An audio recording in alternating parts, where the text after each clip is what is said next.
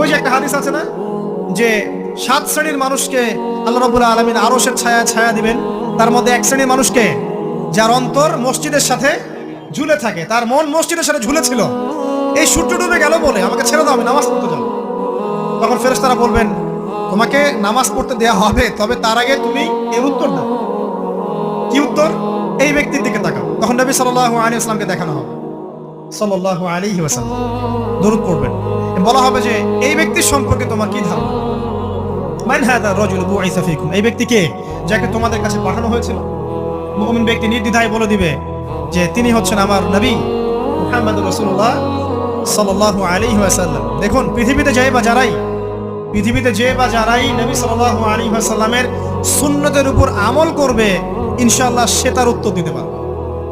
দুনিয়াতে যারা নবীর সুন্নতের 5 পয়সা পরোয়া করছে না, তার আদর্শের 5 পয়সা দাম দিচ্ছে না, তারা কোশ্চিন